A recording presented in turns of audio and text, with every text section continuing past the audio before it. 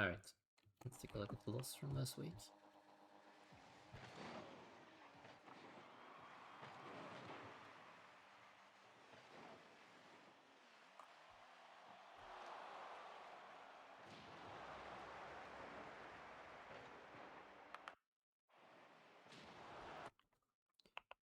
Why are we doing this again?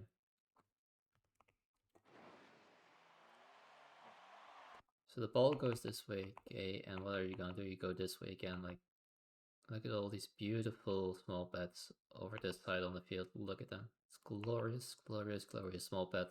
Your teammates are moving that direction. The last thing you should be doing is going that way as well.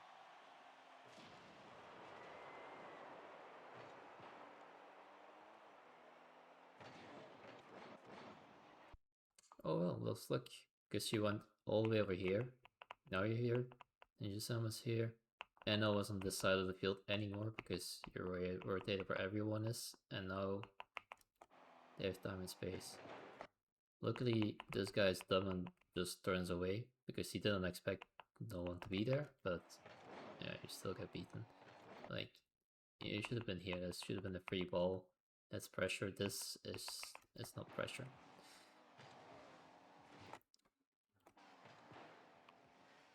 Okay. Close. Yeah. I didn't even see that bounce. I already knew it was too close.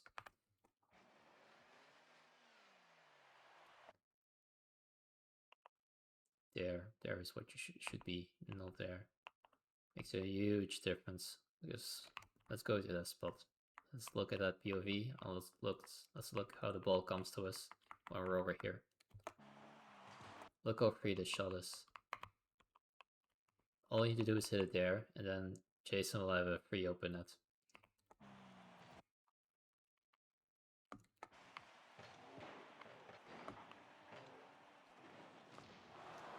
Okay, time. It's fine.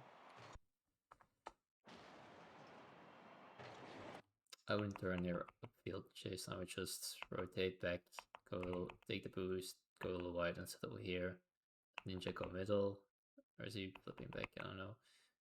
Just stay this area, Jason. Let K force. If Ninja's not there, then K should technically just lose the 50, and then you get a free ball here with a 100 boost. At that point, Ninja will be back in the play, and you will be stocked up on 100 boost. 100 boost, I don't know what Ninja's doing, but you will have some boost again. And if K is not using all his boost in this action, he just rotates away from the play and probably is still on 60, which means you're in a perfect position to create some pressure here. Two guys on the field for them, so no, this is not K's fault. This is because you went there, Jason, and K is too close. Offense is kind of gone. G's far. Get the bump. Try to control at least. That's good. But we rotated back completely, and now to cover a lot of distance again. If these guys are like a little faster, you're gonna dive in. Or let's see what Merritt is. Merritt drops here.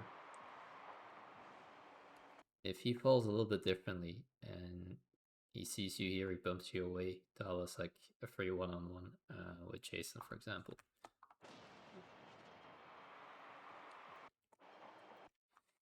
Okay, Ninja, here, try to control the ball. Let's go your POV.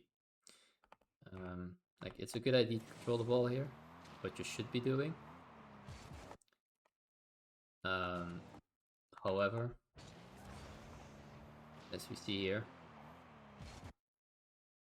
yeah, you jump because Maris is gonna probably get to it. That's fine. What you want to do is hit it with the underside of your car. That's like the best spot here, or top left and the underside of your car. That will kill the momentum, and you can then follow up the ball again, or at least if you see this, just okay, kind of how you are here, but you turn slightly further.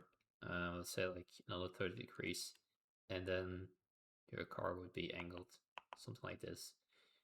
And you will hit it with this space on the underside of your car. Then you will kill the ball, can stay close to it.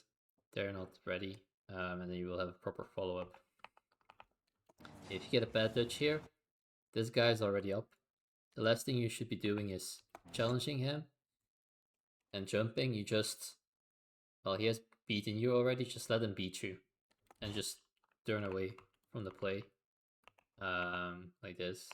And okay, it's not there, but in case you turn away, you can, at that point you had boost enough here, you can still cut back into the play after Towel's touch, and stay on here. Now you're gonna challenge, get beaten, and you're out of the play, while not really, yeah, accomplishing anything, because even if you beat them, the ball goes into here and there's no one to follow up really. So yeah, it's better to just get beaten from the start and not go for a 50 like this, because it doesn't do anything.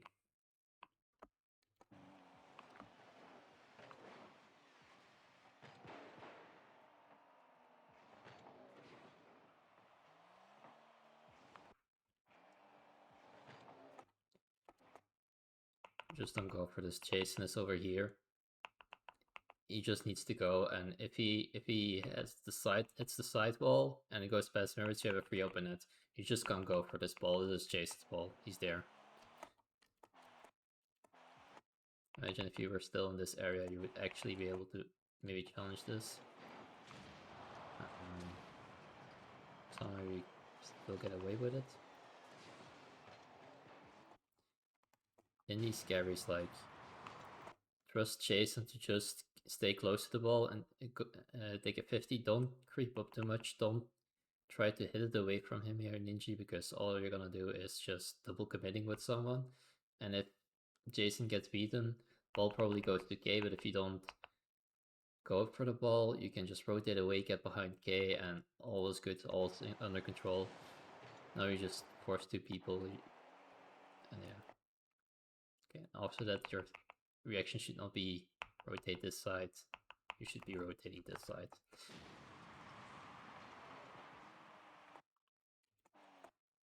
I don't like going for this boost yet, because if they get beaten, it goes into the net, you cannot defend, and this is not the time to gamble.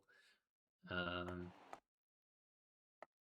would just wait and see if this touch, if they afterwards, if you're here, and then Jason or Ninja gets a block, then you can go for this boost. Or better, just follow up on the small bet, because you had 50 boost, you don't need the 60 boost here.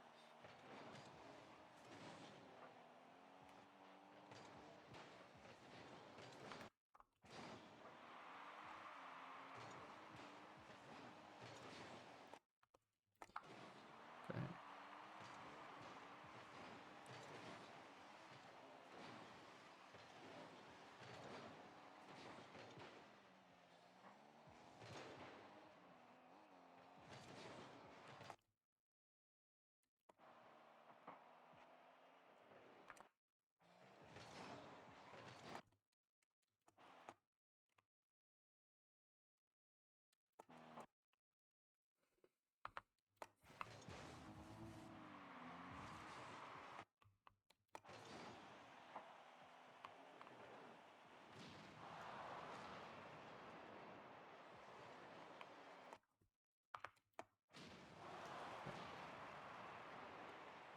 It's all good. I'm not the biggest fan of going into this corner. Why do I say this? Like, one there, one there. All this guy can do is put it like past the side wall, he can't shoot. In this case, he doesn't even have boost. Like, all he can do is basically get it over here. The moment you challenge this, he beats you. You have two guys out of the play, because Ninja will be here in the same position as you, Jason, if you challenge. Which means if Merit beats both of you, you get in each other's way, whatever. This is awkward. So what I would do is just wait and see this touch, and then, okay, he did spawn, right? Yeah, he did spawn. He just sees this even a possibility is, well, you don't seem spawn, this is awkward, but in this case, like, it would even be better if he was actually there. You know, he is there to just that K challenge, because you have boost, you can do much more, and then K just forces with low boost, which is fine, and then he can pick up some boost again afterwards.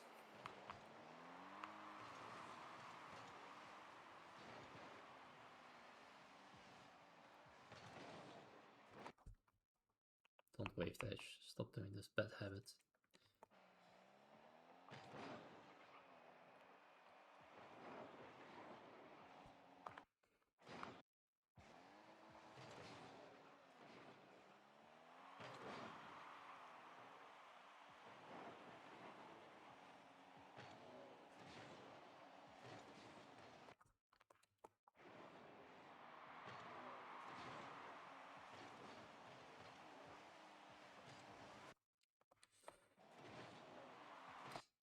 To me, here in this situation, you keep too much momentum and keep driving. Like, you're always gonna be pushing over here with all this momentum. Like, afterwards, just try to go slightly deeper, wider, and then wait for if Dalbor pushes back here, because if he does that, you want to be as close as possible to this to the start of the goal here, and that gives you opportunities. If then, let's say, Ninja would still be up front after his challenge, and they pass you the ball like this is the prime moment to score a goal.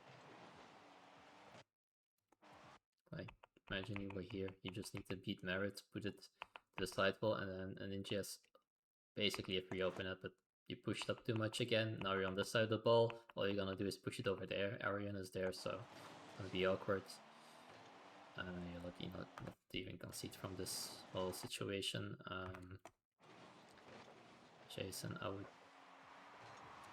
you're already, yeah, this is awkward. I would play it a little deeper in my net over here and play the goal line safe if they actually get a touch, instead of challenging like this, because now if you go to this POV, you're gonna see you leave some space over here for them to score if you challenge from this angle. If they beat you, you have actually this place where they can shoot the ball on target if we go back like half a second.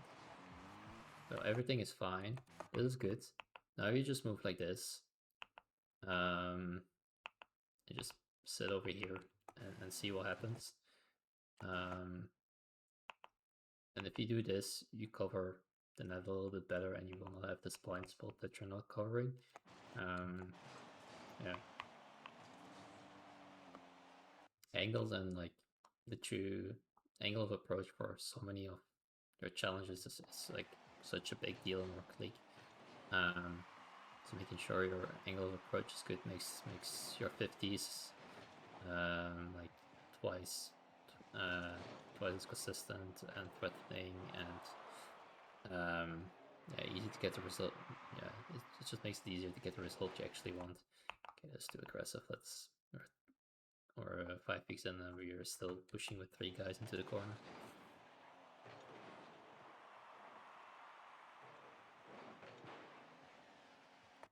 So we're doing everything right. The ball goes over there, you just, again, go deep, you wait, let them figure it out, let them hit the ball to you, and like, easy peasy.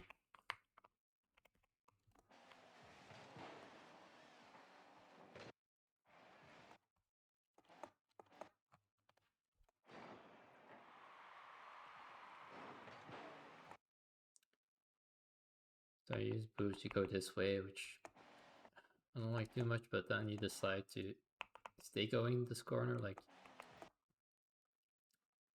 when you go back post, you have always the opportunity, like if Dalbro is a little bit more aggressive, to bump him away in the rotation or get a demo or whatever. Like, if you get the demo on Towel and you get out of defense, it's immediately a goal. Now you just rotate back in a dead spot to begin with. Like, nothing is here. You're just gonna make things awkward if Jason needs to go next for the ball into the corner. Which happens, you're right in front of him. So yeah.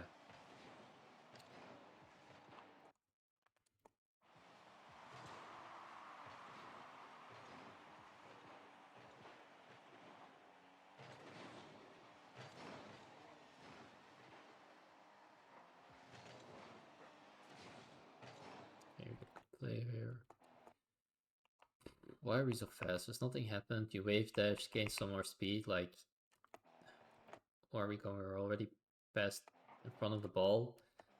Like, it's just a little too aggressive. Like, now you had to come from behind. Imagine if you were just sitting over here. This ball goes up. You can actually push the ball forwards, have like a soft touch that you can follow up now. Yeah, you do this awkward touch to them. Ninja, I don't blame Ninja, was, to me, just came back, he was patient, needs to see what happens here. Then he's beaten to the ball and needs to back off. So it's just, okay, if the ball is that's my whole point. I made this point a couple of times, like pushing up out of defense, stay at a comfortable distance behind the ball, and then react to the touch that happens. Like, we're gonna see from the side, you wave dash, not necessary at all, the touch has not happened. Like, what do you expect? Like, if this ball goes slightly like this, you can't even hit it. The ball needs to be perfectly pinched over there for you to do anything. If the ball goes back at Ninja, but like, you need to cover like this area of the field, and you're just covering like this small part. That's not good. You should be more over here instead of over there. And you keep driving forward as well. So by the time the 50 happens, you're already over here. The ball is still on this line, and you're past it. Like, don't be so aggressive in these situations. Pace yourself compared to the pace of the play and like where the ball is.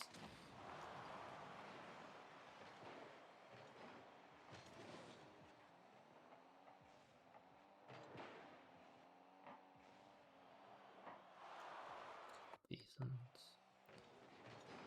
Okay.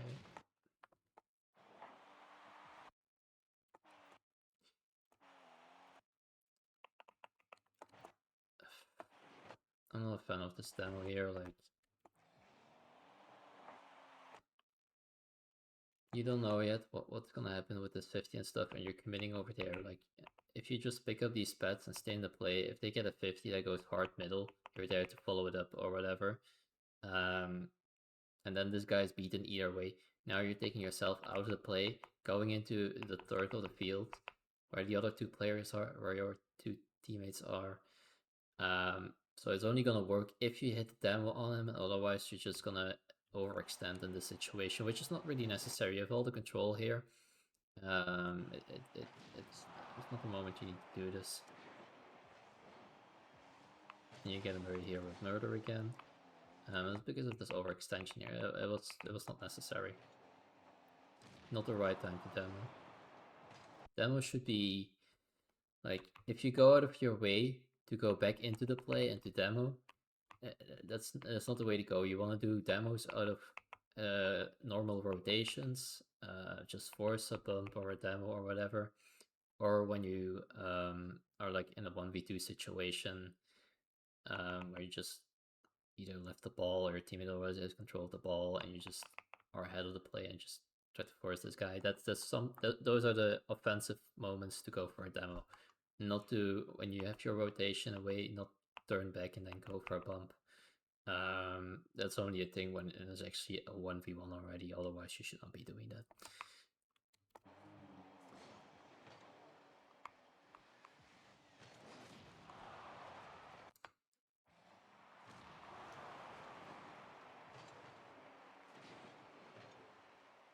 Again, we're wave dashing, we're just moving too close to the player. Like, what did we accomplish by...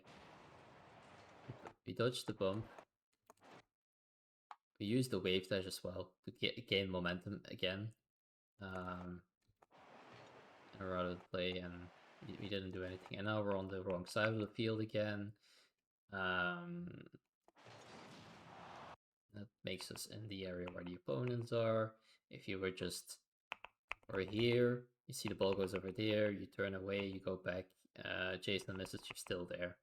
And that's just like, after you jump over the guy and you're over here, you should not use your wave dash, you should wait and see what Ninja's touch there on the side is gonna be, if he's gonna get dunked or not. If he's gonna get dunked, it goes to Jason, who was on the left side. You would be over here, you would be covering this side of the field. If it goes over here, you kind of just need to well, depending on how awkward Jason is, you will see that, like, gamble on the big clear, or just turn away if he's awkward and cover it again, depending on where the other opponents are. But you're just moving there. It's just no brain thing. It's just following the play, just going where ball is, keeping speed, and yeah, just so unnecessary.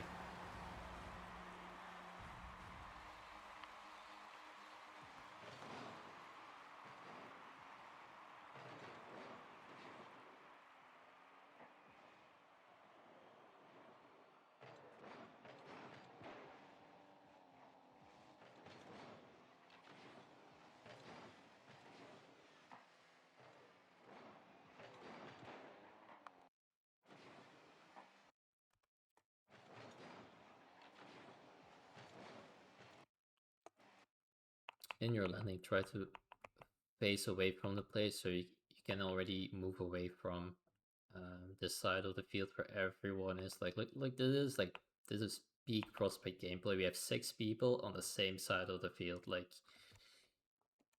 if you play a little bit or with harder clears and someone else is on this side, there will be so much space, so much time, so much opportunity to just have free open nets, and that's what spacing does. But what we're gonna do is again turn over here.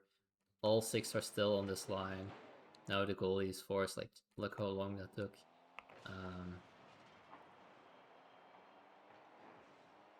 Decent shots. Okay, it's forcing. That's fine. Jason's waiting for the force. That's good. Already a little bit too much. The play was not there yet. He pushed already, and now you're awkward because he is in this rotation. This is the rotation I've been talking so much. With the back post, like I said it over here with K.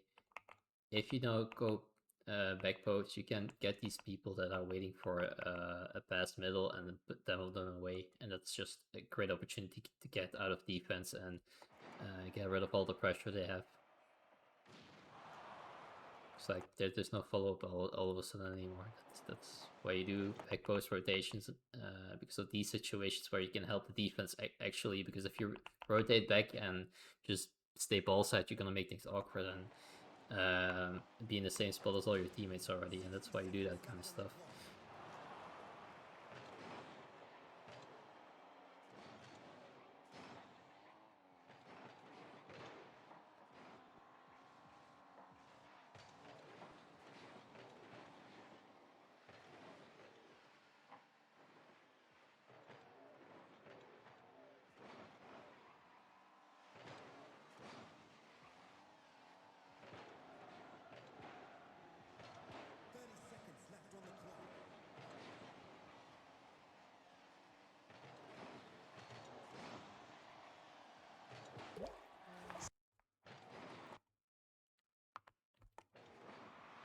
Like low boost for a long time here, which makes things awkward, of course.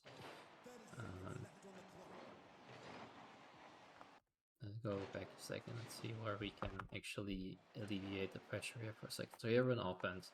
Before Ninja's gonna no boost to make a proper challenge. This is an awkward ball. They fake you. This should be like, we're 75 boost, 67 boost, 100 boost. This should be kind of fine. Let's see this challenge.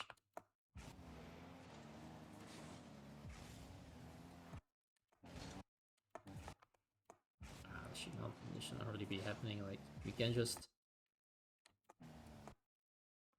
wait for the play. Like, you boost too much forward. Like, you have so much forwards momentum here that you make it easy to get yourself beaten. Like, you get, all you need to do is, this guy has no momentum to shoot, and if he does, he's gonna pass the ball to you. The moment he just controls the ball, he's gonna take it up, and then you can just jump, and basically you already have a lot of momentum. But if you were, instead of driving to there, a little bit more over here, you could just jump, single jump, and force this guy, and you will have a block always. And if the ball goes over you, you bump the guy away, basically. Like, it's one or the other. But you just were so fast to go forwards and close this gap where Maris could not do anything. He had no momentum. All he can do is just hit the ball poorly.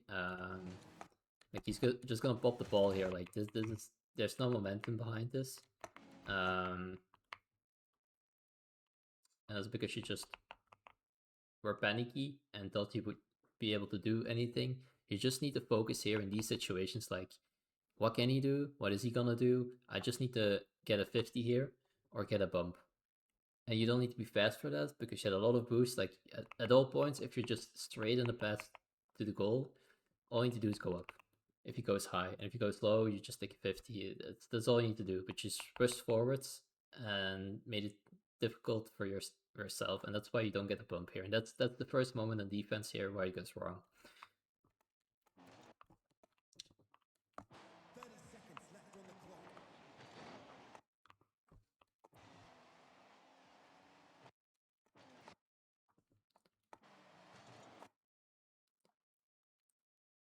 Okay, yeah, miscommunication. Well, there's just no communication, but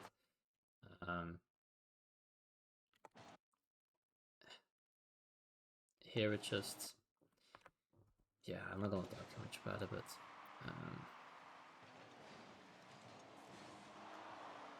it happens. But in these situations, if you can keep your cool and you see there's no follow up, and Ninja says like he has it or whatever, then you just take this ball.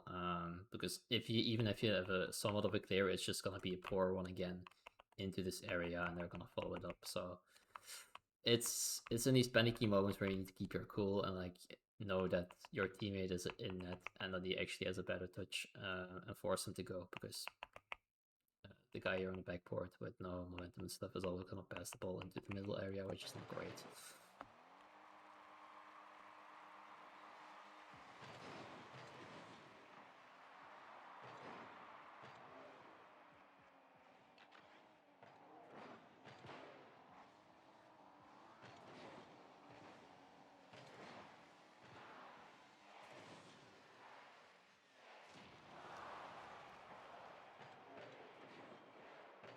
This is annoying. So what I take from this, like,